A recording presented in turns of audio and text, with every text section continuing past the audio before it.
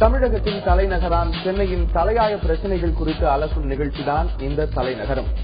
இன்றைய தலைநகரம் நிகழ்ச்சியில் நாம் பார்க்க இருப்பது நீர்வளம் பெருகினால் நிலவளம் பெருகும் என்பது பழமொழி. அதற்கு ஆதாரம் மழைநீர். வங்கிகளில் பணத்தை சேமிப்பது எப்படி எதிர்காலத்திற்கு உதவுமோ அதேபோல மழை நீரை சேமிப்பது எதிர்கால சந்ததிகளுக்கு உதவும். அந்த வகையில் மழை நீரை சேகரிப்பதற்காக கடந்த அதிமுக ஆட்சியில் முதலமைச்சர் ஜெயலலிதா அவர்களால் கொண்டுவரப்பட்ட ஒரு சிறப்பான திட்டம்தான் கட்டாய மழைநீர் சேகரிப்பு திட்டம். இந்த திட்டம் இப்போது எந்த நிலையில் இருக்கிறது? முறையாக செயல்படுத்தப்படுகிறதா? அரசால் முறையாக கண்காணிக்கப்படுகிறதா? இந்த திட்டம் செயல்படுத்தப்படாததனால் ஏற்படும் பாதிப்புகள் என்ன? இவை குறித்துதான் இன்று நாம் பார்க்க இருக்கிறோம். நீரின்றி அமையாது உலகு என்ற வள்ளுவரின் வாக்கிற்கு இணங்க உலக உயிர்கள் வாழ தண்ணீர் எவ்வளவு அவசியம் என்பது அனைவரும் அறிந்த விஷயம்தான். ஆனால் சென்னை போன்ற பெருநகரங்களில் தண்ணீரை காசு கொடுத்து வாங்கும் அவல நிலைக்கு மக்கள் தள்ளப்பட்டுள்ளனர். இதற்கு முக்கிய காரணம் மழைநீர் சேகரிப்பு திட்டம் கடைபிடிக்கப்படாததே. இந்த திட்டத்தின் அவசியம் குறித்து இன்றைய தலைநகரம் தொகுப்பில் நாம் முதலில் பார்க்கலாம். வளர்ந்துவிட்ட சென்னை போன்ற பெருநகர் பகுதிகளில் பருவநிலை மாற்றம், தட்பவெட்ப நிலை உள்ளிட்ட பல்வேறு காரணங்களால் மனிதனின் அன்றாட தேவைக்கு தண்ணீர் கிடைப்பது பெரும்பாடாக உள்ளது. இதற்கு முக்கிய காரணம் வீடுகள், கட்டிடங்கள் அருகருகே கட்டப்படுவதும், திறந்த வெளிகளில் சிமெண்ட் தளங்கள் அமைத்து தார் சாலைகள் அமைத்து மூடி விடுவதும் தான். இங்கு பெய்யும் மழைநீர் 5% கூட நிலத்தில் உறிஞ்சப்படுவதில்லை. அதேபோன்று கடலோர நகரங்களில் நிலத்தினுள் புகும் நீர் அளவு குறைந்து ஆழ்குழாய் கிணறுகள் மூலம் நிலத்தடி நீர் அதிகமாக உறிஞ்சப்படுகிறது. இதனால் கடல் நீர் நிலத்தடியில் கலப்பதுடன் சாக்கடை நீரும் கலந்து அன்றாட தேவைக்கு பயன்படுத்த முடியாத சூழல் உருவாகியுள்ளது. இந்நிலை நீடித்தால் சென்னை போன்ற பெருநகர் பகுதிகளில் அடுத்த 5 ஆண்டிற்குள் தண்ணீர் கிடைக்காத நிலை ஏற்படும் என்று தேசிய புவியியல் ஆய்வு மையம் எச்சரிக்கை விடுத்துள்ளது. இந்த பிரச்சனைகளுக்கு தீர்வு காண கடந்த 2001ஆம் ஆண்டு அப்போது இருந்த அரசு மழைநீர் சேகரிப்பு திட்டத்தை கட்டாயமாக்கியது. வீடுகள், வணிக வளாகங்கள், அடுக்குமாடி குடியிருப்புகள், மருத்துவமனை, தொழிற்சாலை உள்பட 1000 சதுரடி பரப்பளவிற்கு மேல் மழைநீர் சேகரிப்பு திட்டத்தை செயல்படுத்த வேண்டும் என உத்தரவு பிறப்பித்தது.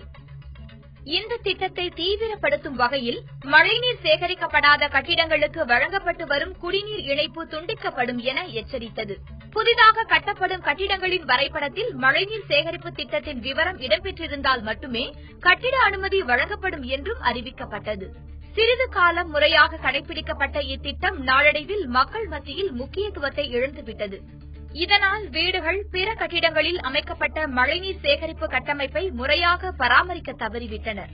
இதன் காரணமாக நிலத்தடி நீர்மட்டம் குறைந்து தண்ணீர் தட்டுப்பாடு அதிகரித்து வருகிறது.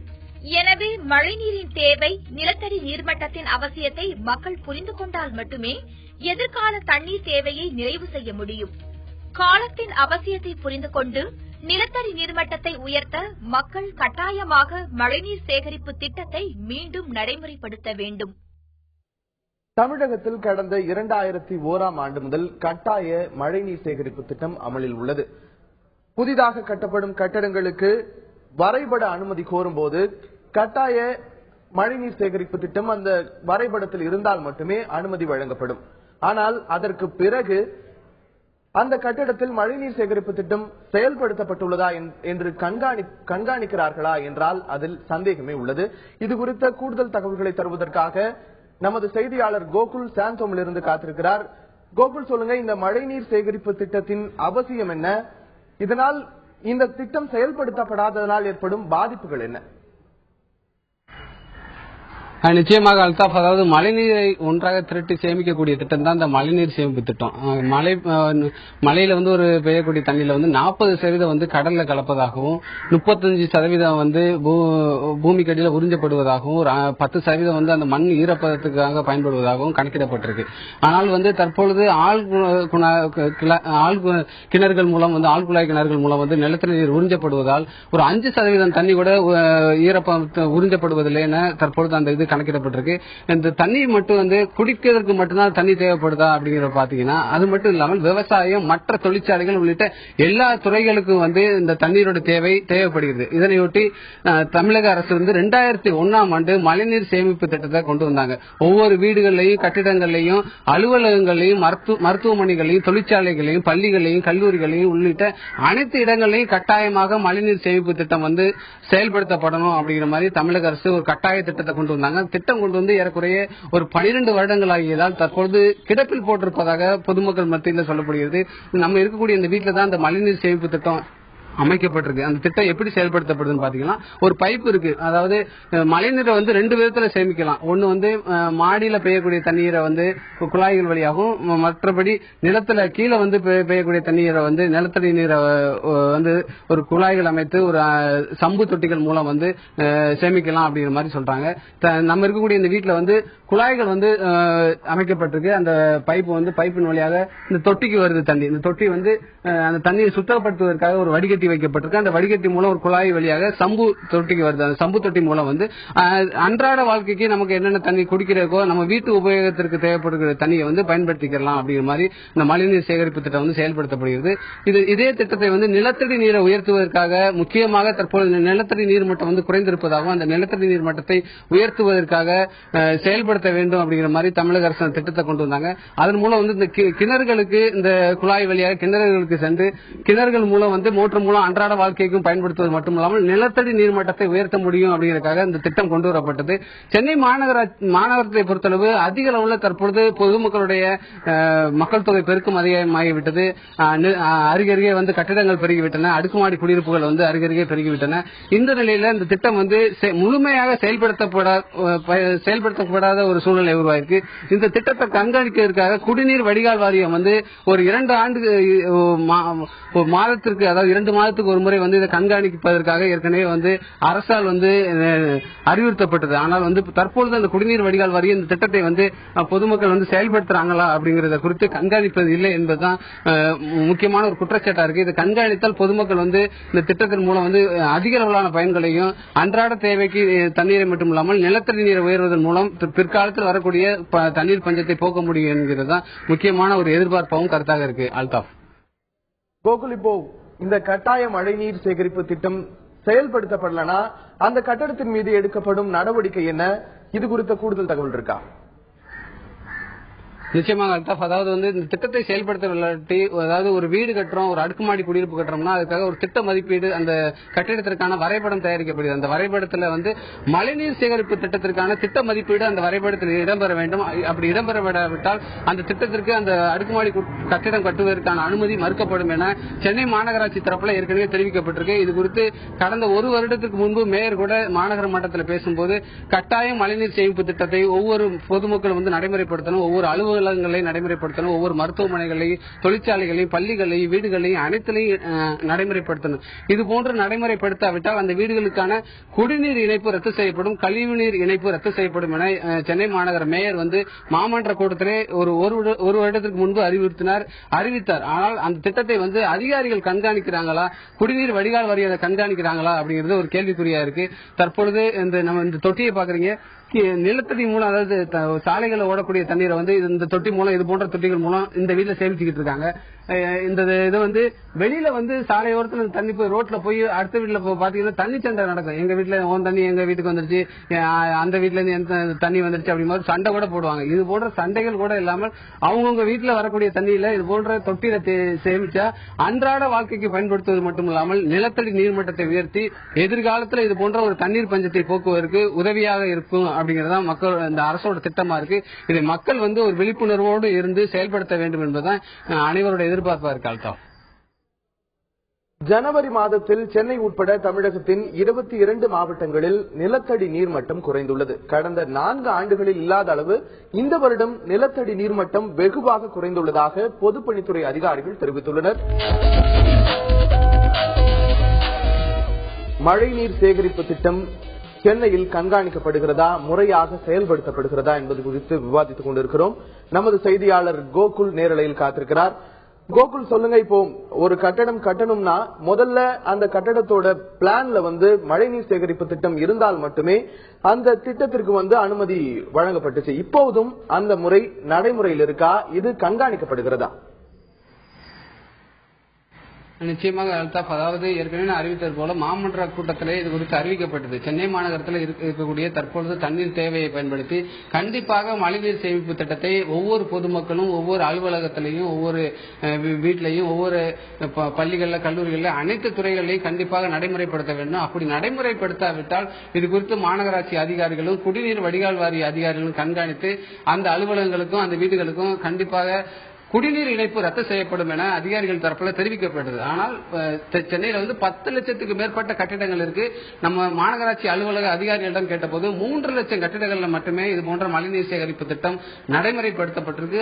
ஆனால் அந்த திட்டத்தை 1 லட்சத்திற்கு மேற்பட்டவர் முறையாக செயல்படுத்தப்படவில்லை என மாநகராட்சி அதிகாரிகள் தரப்புல தெரிவிச்சிருக்காங்க. இது போன்ற திட்டத்தை முழுமையாக செயல்படுத்தப்படாமல் இருந்தால் அந்த அலுவலகத்திற்கோ பள்ளிகளுக்கோ வீடுகளுக்கோ குடிநீர் இணைப்பு ரத்து செய்யப்படும் என நாங்க பல முறை எச்சரித்தோம். அவங்க கிட்ட ஒரு விழிப்புணர்வு இல்லாத காரணத்தால் தற்போது அந்த திட்டத்தை முறையாக செயல்படுத்தல அப்படிங்கிறது அதிகாரிகளோட முக்கியமான ஒரு குற்றச்சாட்டா இருக்கு. இந்த மழைநீர் சேமிப்போட தேவை குறித்து தற்பொழுது மழை இல்லம் என்ற ஒரு அமைப்பை நடத்திக்கிட்டு இருக்க இயக்குனர் நம்ம கூட இருக்காரு. அவர் அரசோட உதவியோட மாநகராட்சி மற்றும் குடிநீர் வடிகாலோட உதவியோட இந்த திட்டத்தை செயல்படுத்திக்கிட்டு இருக்காரு. அவரிடம் இது குறித்து கேட்போம். சார் வணக்கம். சார், இந்த மழைநீர் சேமிப்பு திட்டத்துடைய அவசியம் என்ன, அதனுடைய பயன்கள் என்ன சார்? இல்ல, பூமியில மழை நீர் தான் ஒரு நன்னீருக்கு ஒரு நல்ல ஆதாரம். இது வருஷத்துல 60 இருந்து 90 நாட்கள் தான் பெய்யுது. ஆனா நமக்கு தேவையோ வருஷம் பூரா 365 நாளும் தேவை. அதனால அந்த 90 நாட்கள்ல பெய்யற மழை நீரை சேமிச்சாதான் நம்ம மற்ற நாட்கள்ல தண்ணீர் பற்றாக்குறை இல்லாம வாழ முடியும். இதுக்காக மழைநீர் சேமிப்பு ரொம்ப முக்கியம். மழைநீர் திட்டத்தை எப்படி செயல்படுத்துவது, எவ்வளவு சார் செலவாகும்? திட்டத்தை செயல்படுத்துவதற்கு பொதுமக்கள் தயங்குவதற்கு என்ன காரணம், எவ்வளவு செலவாகும் சார்? இதுல குறிப்பா மழைநீர் சேமிப்பு பத்தி ஒரு சில வார்த்தைகள் சொல்றேன். இது 2 விதமா பிரிக்கலாம். ஒன்று கிராமப்புறங்கள்ல மழைநீர் சேமிப்பு, நகர்ப்புறங்கள்ல மழைநீர் சேமிப்பு. இப்ப கிராமப்புறங்கள்ல பாரம்பரிய மழைநீர் சேமிப்பு கட்டமைப்புகள் தான் இருக்கு. இப்ப ஏரின்னு சொல்றோம், குளங்கள் சொல்றோம், ஊரணிகள்னு சொல்றோம். இதெல்லாம் மழைநீர் சேமிப்பு கட்டமைப்புகள். அதை பத்தி நமக்கு அவசியம், அங்க மழைநீர் சேமிப்பு அவ்வளவு அவசியம் இல்ல. ஆனா நகர்ப்புறங்கள்ல வந்தீங்கன்னா இருக்கிற குளத்தெல்லாம் நம்ம மூடிட்டு அதுல கட்டடங்கள்லாம் கட்ட ஆரம்பிச்சிட்டோம். அதனால நகர்ப்புறங்கள்ல மழை நீரை நிலத்தடி நீரா தாங்க சேமிக்க முடியும். இது ரொம்ப மக்கள் புரிஞ்சுக்க வேண்டிய ஒரு முக்கியமான ஒரு விஷயம். ஒண்ணு உங்க சம்பிலையோ இல்ல பிளாஸ்டிக் டேங்க்லயோ சேமிச்சு உடனடி தேவையை பூர்த்தி செஞ்சுக்கலாம், அது ஒரு முறை. இல்லையா நிலத்தடியில கொண்டு விட்டுடுங்க. இதுக்கு முக்கியமா ஒரு கிணறு வீட்டுல இருந்ததுன்னா அந்த கிணத்துல கொண்டு போய் மொட்டை மாடி தண்ணி எல்லாம் இணைச்சு கொண்டு போய் கிணத்துல விட்டுடலாம். அப்படி பண்ணீங்கன்னா செலவு ரொம்ப குறைவாகும். இப்போ தனி வீடுன்னு எடுத்துக்கங்களேன். தனி வீட்டுல ஒரு 5000 இருந்து 10,000 ரூபாய்க்குள்ள இந்த மழைநீர் சேமிப்பை அமைக்க முடியும். கிணறு இருந்ததுன்னா. கிணறு இல்லைன்னா நம்ம இன்னொரு கிணறு ஏற்படுத்த வேண்டும். அதுக்கு இன்னொரு கூடுதலா ஒரு 20,000 செலவாகும். இந்த உரைகள்னு சொல்றாங்க, இந்த சிமெண்ட் ரிங்ஸ் இருக்கும், அதை வச்சு நம்ம ஒரு கிணறு மாதிரி ஏற்படுத்தி அதுல கொண்டு போய் மொட்டை மாடியில பெய்யற மழை நீரும் சேமிக்கலாம், வீட்டை சுத்தி பெய்யற மழை நீரும் அதுல சேமிக்கிறதுக்கு வாய்ப்பு இருக்கு. சோ இது ஒரு தனி வீட்டுக்கு. ஒரு அடுக்குமாடி குடியிருப்பு இருக்கு, அதுல ஒரு 1 லட்சம் ரூபாய் 2 லட்சம் ரூபாய்க்குள்ள இப்ப இந்த மாதிரி ஒரு அடுக்குமாடி குடியிருப்புல மழை நீரை எப்படி சேமிக்கலாம் நம்ம பார்க்கலாம். இப்போ மழை மொட்டை மாடியில தான் பெய்யுது இல்லையா, நமக்கு எல்லாருக்கும் தெரியும். அந்த மழை நீர் பெஞ்சதுக்கு அப்புறம் ஒரு சில குழாய்கள் மூலமா தான் அது கீழே வரும். கீழே வந்ததுன்னா இதை ஒரு வடிகட்டி தொட்டி மாதிரி அமைச்சு அதுல இருந்து ஒரு சம்பு, அதாவது எல்லார் வீட்லயும் ஒரு சம்ப் இருக்கும், அந்த சம்புல சேமிக்கலாம். அந்த சம்பு நிரம்பிடும். ஏன்னா அது ஒரு 10,000 லிட்டர் 12,000 லிட்டர் சம்பா தான் இருக்கும். அது எப்படி நிரம்ப வாய்ப்பு இருக்கு. அப்படி நிரம்பிச்சுன்னா அந்த வழியுது பாருங்க, ஓவர் ஃப்ளோ வாட்டரை கீழே பாத்தீங்கன்னா இந்த ஒரு கிணறு இருக்கும், அந்த கிணத்துல கொண்டு போய் அந்த சம்ப்ல இருந்து அந்த ஓவர் ஃப்ளோ வாட்டர் கொண்டு போய் கிணத்துல விட்டுட்டோம். சோ நம்ம இதன் மூலமா உடனடி தேவைக்கும் தண்ணி சேமிச்சாச்சு, நிலத்தடி நீரை அதிகரிக்கவும் நம்ம சேமிக்க ஒரு வாய்ப்பு இருக்கு. முதலமைச்சரோட கனவு திட்டத்தை பொதுமக்கள் செயல்படுத்துறதுக்கு என்ன மாதிரி விழிப்புணர்வு அவங்கள்ட்ட ஏற்படுத்தணும்? இதுக்கு அதிகாரிகள் தரப்புல முழுமையை கண்காணிக்கிறாங்களா சார்? இது நம்ம இந்த மழை இல்லத்தையே 2002 2003 மாண்புமிகு முதலமைச்சர் தான் திறந்து வச்சாங்க. சோ அதுல இருந்தே அவங்களுக்கு இதுல எவ்வளவு ஆர்வம் இருக்கு அப்படின்னு நமக்கு தெரியுது. சோ உடனே என்ன பண்ணாங்க, 2002 2003 இது ஒரு சட்டமா ஆக்கினாங்க. சட்டமா கொண்டு வந்து ஒவ்வொரு வீட்டிலையும், அது பழைய வீடா இருக்கட்டும் புது வீடா இருக்கட்டும், அதுல மழைநீர் சேமிப்பை கட்ட அமைக்கணும் அப்படின்னு சொல்லி 1 வருஷம் அவகாசம் கொடுத்தாங்க. கொடுத்துட்டு பண்ண வச்சாங்க. ஆனா நீங்க பாத்தீங்கன்னா ஒரு 50% மக்கள் தான் இது சரியா பண்ணிருக்கிறாங்க. நாங்க இந்த மழை இல்லத்துல ஒரு கணக்கெடுப்பு எடுத்தோம். அது பிரகாரம் 50% பேர் தான் சரியா பண்ணிருக்கிறாங்க. மீதி பண்ணணும். இது கண்டிப்பா செய்ய வேண்டிய ஒரு சமாச்சாரம். இதுல இன்னொரு குறிப்பா நாங்க என்ன சொல்லிட்டு இருக்கிறோம்னா, இது சரியா பண்ணிருக்கிறாங்களா இல்லையான்னு பராமரிக்கிறதுக்கு ஒரு தேர்ட் பார்ட்டி மானிட்டரிங், மற்றவங்களை வச்சு அரசாங்கத்தையும் சேரக்கூடாது, ஒரு என்ஜிஓ வச்சு இத பராமரிக்கணும், இது சரியா பண்ணிருக்கிறாங்களா இல்லையான்னு சொல்லி பார்க்கணும் அப்படின்னு சொல்லி நாங்க அரசாங்கத்துக்கு சொல்லிட்டு இருக்கிறோம். ஏன்னா இது இப்ப திருப்பி இப்ப போன பட்ஜெட் செஷன்ல மாண்புமிகு முதலமைச்சர் அனௌன்ஸ் பண்ணிருக்காங்க. இது ஒரு ஆடிட் மாதிரி பண்ண போறோம். அதாவது கிரவுண்ட் லெவல்ல எப்படி எல்லாம் மழை நீரை சேமிச்சிருக்கிறாங்க இந்த 10 வருஷமா அப்படின்னு சொல்லி ஒரு ஆடிட் பண்ண போறோம். ஒரு என்ஜிஓ வச்சுட்டு தான் பண்ண போறோம். ஒரு அரசு சாரா நிறுவனத்தை வச்சுட்டு தான் நாங்க பண்ண போறோம் சொல்லிருக்கிறது ஒரு ரொம்ப வரவேற்கத்தக்க ஒரு விஷயம். அப்படி பண்ணாங்கன்னா எல்லாருக்கும் ஒரு இது இருக்கும், ஒரு ஆர்வம் இருக்கும், ஒரு பயம் இருக்கும், எப்படியும் பண்ணிடணும்னு ஒரு ஈடுபாடு இருக்கும். அல்தாப், அதாவது மழை இல்லத்தோடைய இயக்குனர் கூறினதை கேட்டிருப்பீங்க. அவருடைய செயல்முறையை விளக்கி கூறியிருக்காரு. அதாவது மழை நீரை சேமிச்சா மட்டுமே எதிர்காலத்தில் இருக்கக்கூடிய சந்ததிகளோட வாழ்க்கைக்கு தேவையான தண்ணீரை சேமிக்க முடியும். அதனால அரசு இது குறித்து முழுமையான கண்காணிப்பை செயல்படுத்தணும் அப்படிங்கிறது தான் எல்லாரோட எதிர்பார்ப்பு. அல்தாப், கோகுல் தொடர்ந்து இணைப்புல இருங்க. கோகுல், அதற்கு முன்பாக சிவஞானம் நீர் மேலாண்மை வல்லுநர் அவர்கள் நம்மிடையே அழைப்புல இருக்கார், அவரிடம் பேசலாம். வணக்கம் சிவஞானம். நிலத்தடி நீர்மட்டம் குறைவதால் ஏற்படும் பாதிப்புகள் என்னென்னவா இருக்கும்? பாதிப்புகள் அப்படின்னு சொல்றதை விட, அதை எதிர்மறையா பேசுறதை விட, அதனால் என்ன நன்மை விளைவுது அப்படின்னு சொன்னாவே பாதிப்பை பத்தி நீங்க தெரிஞ்சுக்கலாம். எனவே இந்த நிலத்தடி நீரை ஏற்கனவே அவர் பேசி இருக்கிறார். அதாவது நகர்ப்புறத்திலேயும் கிராமப்புறத்திலேயும் இந்த நிலத்தடி நீரை சேமிப்பது என்பது இரண்டுமே வேறுபட்ட கருத்துக்கள் என்று சொல்லி இருக்கின்றார். அதிலே முதலாவதாக இந்த நகர்ப்புறத்திலே நாம் சேமிப்பதனால் என்னென்ன நன்மைகள் விளைகின்றன என்று பார்க்கிறோம். இந்த நன்மைகள் தான் இந்த தீமைகளை குறைக்கும் என்பதும் உங்களுக்கு தெரியும். நகர்ப்புறத்திலே இந்த மழைநீர் வடிகால் அமைப்பதனால் வெள்ளப்பெருக்கை நாம் குறைக்க முடியும். இந்த வெள்ளப்பெருக்கு குறைந்தாலே உங்களுக்கு தெரியும், கொசுவினால் ஏற்படக்கூடிய அந்த தொல்லைகள் பெரும்பாலும் குறைந்துவிடும். நகர்ப்பகுதியிலே பெரும்பாலும் நமக்கு இந்த கொசு தொல்லை அதிகரித்துக் கொண்டே போய் கொண்டிருக்கிறது. எனவே இந்த கொசு தடுப்பிலே ஒரு 20 to 50 வழக்குகள் குறைப்பதற்கான வாய்ப்புகள் இந்த மழைநீர் சேகரிப்பிலே நடைபெறும். இரண்டாவதாக நிலத்தடி நீர் மேம்படும். இதனால் இந்த கட்டடங்கள் அடிக்கடி விரிசல் விடுவது, பழுதுபடுவது என்பதெல்லாம் குறையும். எனவே கட்டடங்களுக்கு கட்டிய கட்டடங்களுக்கு கீழேயே நாம் மழை நீரை அனுப்புவதனால் எப்பொழுதும் ஈரப்பதம் இருந்து கொண்டே இருக்கும். ஒரு 20 to 50 அடிக்கு இந்த ஈரப்பதமானது மண் அல்லது கல் கீழே இருப்பது சிதைவதை குறைக்கும். எனவே இது கட்டிடங்களின் உறுதியை மற்றும் காலநிலை பருவநிலை தாக்கத்தை குறைப்பதற்கு ஏதுவாக இருக்கும்.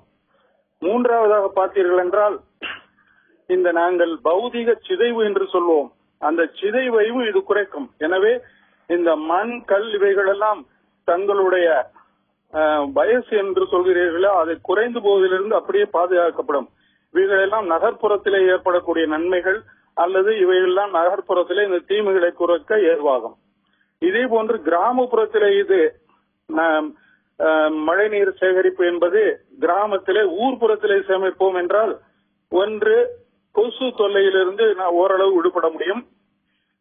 மற்ற இடங்களிலே மண் வளத்தை இது பெருக்கும். எப்படி என்றால், இப்பொழுது மரம் செடி கொடிகளிலே இருந்து விழக்கூடிய அந்த கழிவுகள் இந்த நீர் இல்லை என்றால், நீர் வற்றி போய்விட்டு என்றால் சீக்கிரமாக அழுகாது, சீக்கிரமாக உரமாக தேராது. எனவே இந்த உரம் அல்லது மண் பாங்கிட வேண்டும் என்றால் இந்த மழை நீரை கிராமப்புறத்திலேயும் அடிநீராக சேமிப்பது என்பது மிக முக்கியமாகவே கருத வேண்டும் என்று நான் கருதுகிறேன்.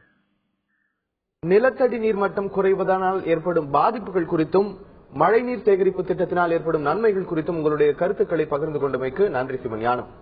தொடர்ந்து நமது செய்தியாளர் கோகுலிடம் பேசலாம். கோகுல், இந்த மழைநீர் சேகரிப்பு திட்டம் குறித்து மக்களிடம் விழிப்புணர்வு இருக்கிறதா? அரசு என்னதான் திட்டங்களை கொண்டு வந்தாலும் அதனை செயல்படுத்துவதில் முக்கிய பங்கு மக்களுக்கு தான் இருக்கிறது. மக்கள் இது குறித்து என்ன நினைக்கிறாங்க? இந்த திட்டம் குறித்த விழிப்புணர்வோ அவர்களிடம் போதுமான அளவு இருக்கிறதா?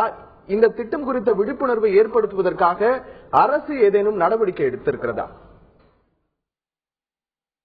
நிச்சயமாக அல்தாப், அதாவது ஒரு ஆய்வுல அதாவது புவியியல் ஆராய்ச்சி மையம் நடத்திய ஆய்வுல ஒரு அதிர்ச்சிகரமான தகவல் வந்திருக்கு. அதாவது சென்னை போன்ற பெருநகரத்துல இன்னும் 3 ஆண்டுகள்ல நிலத்தடி நீர் அதிக அளவுல உறிஞ்சப்படுவதால் அந்த நிலத்தடி நீர்ல சாக்கடை கூட கலந்து வெளியேறக்கூடிய ஒரு வாய்ப்பு இருக்கு. அதனால நோய்கள் பலவிதமான நோய்கள் பரவ வாய்ப்பு இருக்கு. ஒரு 5 வருடத்திற்கு பின்பு தண்ணீர் கூட கிடைக்க முடியாத ஒரு சூழ்நிலை உருவாக வாய்ப்பு இருக்கு. ஆகவே இந்த மழைநீர் சேமிப்பு திட்டத்தை உடனடியாக செயல்படுத்த வேண்டும் அப்படிங்கிற மாதிரி ஒரு ஆய்வறிக்கை வெளியிட்டு இருந்தாங்க. அந்த அடிப்படையில் இது குறித்து சென்னை மாநகரத்தில் பொதுமக்களிடம் ஒரு விழிப்புணர்வை ஏற்படுத்த வேண்டும். அதாவது 2001ஆம் ஆண்டு இந்த சட்டம் கொண்டு வரப்பட்ட போது பொதுமக்களிடம் ஓராண்டு காலம் அவகாசம் கொடுக்கப்பட்டு அவர்களுக்கு தேவையான விழிப்புணர்வு பிரச்சாரங்கள் நடத்தப்பட்டது. மாணவர்கள் மத்தியிலையும் மாணவர்கள் மூலம் பொதுமக்களிடமும் முழுமையான பிரச்சாரங்கள் குடிநீர் வடிகால் வாரியத்தோட அமைப்பு வழியாக நடத்தப்பட்டது. அதன் அடிப்படையில் ஒரு 50% மக்கள் அப்போது அந்த மழைநீர் சேமிப்பு திட்டத்தை செயல்படுத்துறாங்க. ஆனால் தற்பொழுது நடத்தப்பட்ட ஒரு ஆய்வுல கிட்டத்தட்ட ஒரு 12 ஆண்டுகளுக்கு பிறகு நடத்தப்பட்ட ஆய்வுல 20% மக்கள் தான் இந்த மழைநீர் சேமிப்பு திட்டத்தை நடைமுறைப்படுத்தி இருப்பதாகவும் அதையும் முறையாக பராமரிக்கப்படாமல் ஒரு சில வீடுகள் இருப்பதாகவும் அந்த ஆய்வறிக்கை சொல்கிறது. ஆகவே இது குறித்து முழுமையான ஒரு விழிப்புணர்வை ஏற்படுத்த வேண்டும். விழிப்புணர்வை பொதுமக்களிடம் ஏற்படுத்தினால் மட்டுமே ஒரு முறையான மழைநீர் சேமிப்பு திட்டத்தை நடைமுறைப்படுத்த முடியுங்கிறதா அனைவரோட எதிர்பார்ப்பு. இது குறித்து மழை இல்லத்துடைய நிர்வாக இயக்குநரிடம் கேட்போம். சார், பொதுமக்களிடம் என்ன மாதிரி விழிப்புணர்வு பிரச்சாரத்தை ஏற்படுத்தணும் சார்? இது நல்ல பிரச்சாரம்னு கேட்டீங்கன்னா வீட்டுக்கு வீடு போய் அவங்க அவங்களுக்கு சொல்லணும். மழைநீர் சேமிப்பினுடைய முக்கியத்துவத்தை பற்றி சொல்லணும். அதுக்கான செலவுகளை பற்றி சொல்லணும். நாங்கெல்லாம் ஒரு சின்ன ஆங்கிலத்திலையும் தமிழ்லையும் சின்ன புஸ்தகங்கள் போட்டிருக்கிறோம். அதிலேயே சில வரைபடங்கள்லாம் போட்டு எப்படி நிலத்தடி ஒரு கிணறு இருந்தா எப்படி அதுல கொண்டு விடுறது, இல்லைன்னா கிணறு இல்லாத வீட்டுல எப்படி ஒரு கிணறு மாதிரி ஏற்படுத்தி அதுல கொண்டு விடுறது. இது எவ்வளவுதான் நம்ம டிவியில காமிச்சாலும் சரி, எவ்வளவுதான் நம்ம பத்திரிகைகள் எழுதினாலும் அந்த வீட்டுக்கு வீடு போய் பண்ற பிரசாரம் தான் நிஜமான பலன் அளிக்க கூடும். அப்படிதான் நான் ஆரம்பிச்ச காலத்துல பெசன்ட் நகர்ல தான் நான் ஆரம்பிச்சேன் அந்த இயக்கத்தை. வீட்டுக்கு வீடு போய் நான் மழைநீர் சேமிப்பினுடைய முக்கியத்துவத்தை சொன்னதுனால்தான் அங்க பெரும்பாலான மக்கள் இதை பற்றி உணர்ந்து இதனுடைய டேஞ்சர் எல்லாம் அவங்க ரியலைஸ் பண்ணி ஒவ்வொரு வீட்லயும் போட வச்சேன் நான். சோ அது ரொம்ப முக்கியங்க. இந்த விழிப்புணர்வு சும்மா ஒரு ஒரு புக்கை கொடுத்துறதுனாலயோ இல்ல ஒரு பத்திரிகையில எழுதுறதுனாலயோ அதிகமா ஏற்படுத்த முடியாது. படிப்பாங்க, உடனே மறந்துடுவாங்க. ஆனா வீட்டுக்கு வீடு போய் இத பிரசாரத்தை விரிவுபடுத்தினாதான் இதனுடைய முழு பலன் கிடைக்கும்ன்றது என்னுடைய ஆழ்ந்த நம்பிக்கை.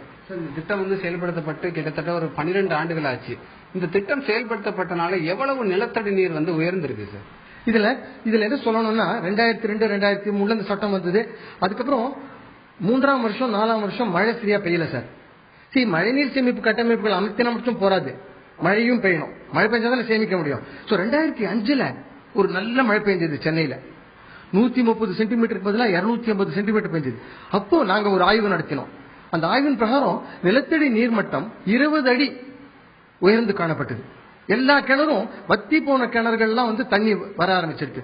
அதே மாதிரி கோவில் குளங்கள் சென்னையில 39 கோவில் குளங்கள் இருக்கு. அதுல எல்லாமே வத்தி அதுல விளையாடிட்டு இருந்தாங்க மக்கள். இன்னைக்கு போய் பாருங்க, ஒவ்வொரு குளத்திலையும் தண்ணி காணப்படுது. அதனுடைய முக்கிய காரணம் நிலத்தடி நீர் மட்டம் உயர்ந்ததுனாலதான் கோவில் குளங்களை நம்ம நீர் பார்க்கிறோம். இதுவே முழுமையான ஆதாரம். மழைநீர் சேமிப்பினுடைய பலனுக்கு இதான் ஒரு முக்கிய ஆதாரம்.